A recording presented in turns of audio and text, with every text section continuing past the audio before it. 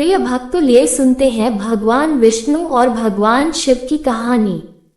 ये कहानी है जब भगवान विष्णु ने भगवान शिव का घर ले लिया। तो आइए जानते हैं भगवान विष्णु और भगवान शिव की पौराणिक कथा। एक दिन नारायण यानी विष्णु के पास नारद गए और बोले, आप मानवता के लिए एक खराब मिसाल हैं। आप हर समय शेषनाग के ऊपर लेटे रहते हैं। आपकी पत्नी लक्ष्मी हमेशा आपकी सेवा में लगी रहती हैं और आपको लाड करती रहती हैं। इस ग्रह के अन्य प्राणियों के लिए आप अच्छी मिसाल नहीं बन पा रहे हैं। आपको सृष्टि के सभी जीवों के लिए कुछ अर्थपूर्ण कार्य करना चाहिए। इस आलोचना से बचने और साथ ही अपने उत्थान के लिए भगवान को भी ऐसा करना पड़ता है। विष्णु तप और साधना करने के लिए सही स्थान की तलाश में नीचे हिमालय तक आए। वहां उन्हें मिला बद्रीनाथ, एक अच्छा सा छोटा सा घर, जहां सब कुछ वैसा ही था जैसा उन्होंने सोचा था। साधना के लिए सबसे आदर्श जगह लगी उन्हें ये। वह उस घर के अंदर गए। घुसते ही उन्हें पता चल गया कि यह तो शिव का निवास है और वह तो बड़े खतरनाक व्यक्ति हैं। अगर उन्हें गुस्सा आ गया तो वह आपका ही नहीं, खुद का भी गला काट सकते हैं। ऐसे में नारायण ने खुद को एक छोटे से बच्चे के रूप में बदल लिया और घर के सामने बैठ गए। उस वक्त शिव और पार्वती बाहर कहीं टहलने गए थे। जब वे घर वापस लौटे तो उन्होंने देखा कि एक छोटा सा बच्चा जोर जोर से रो रहा है। पार्वती को दया आ गई। उन्होंने बच्चे को उठाने की कोशिश की। शिव ने पार्वती को रोकते हुए कहा, इस बच्चे को मत छूना। पार्वती ने कहा, कितने क्रूर हैं आप, कैसी नासमझी की बात कर रहे हैं। मैं तो इस बच्चे को उठाने जा रही हूँ, देखिए तो कैसे रो रहा है। शिव बोले, जो तुम देख रही हो उस पर भरोसा मत करो। मैं कह रहा हूँ ना, इस बच्चे को मत उठाओ। बच्चे के लिए पार्वती की स्त्री सुलभ मनोभावना ने उन्हें शिव की बातों को नहीं मानने दिया।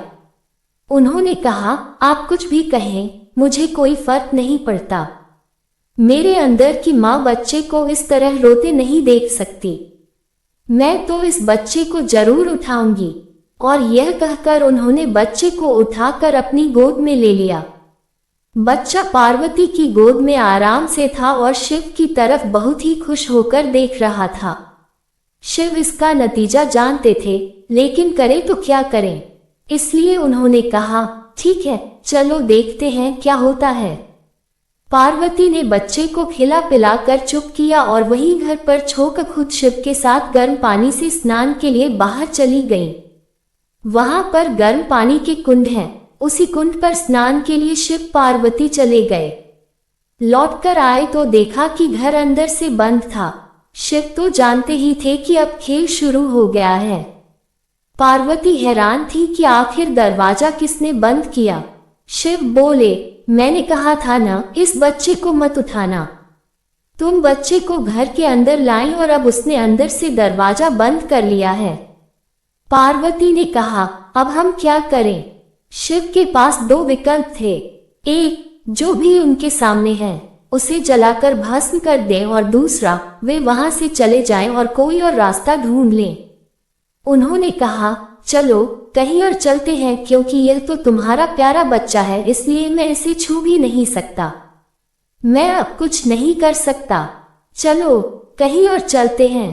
इस तरह शिव और पार्वती को अवैध तरीके से वहां से निष्कासित कर दिया गया। वे दूसरी जगह तलाश करने के लिए पैदल ही निकल पड़े। दरअसल बद्रीनाथ और केदारनाथ के बीच, एक चोटी से दूसरी चोटी के बीच सिर्फ 10 किलोमीटर की दूरी है। आखिर में वह केदार में बस गई और इस तरह शिव ने अपना खुद का घर खो दिया। आप पूछ सकते हैं कि क्या वह इस बात को जानते थे। आप कई बातों को जानते हैं, लेकिन फिर भी आप उन बातों को अनदेखा कर उन्हें होने देते हैं।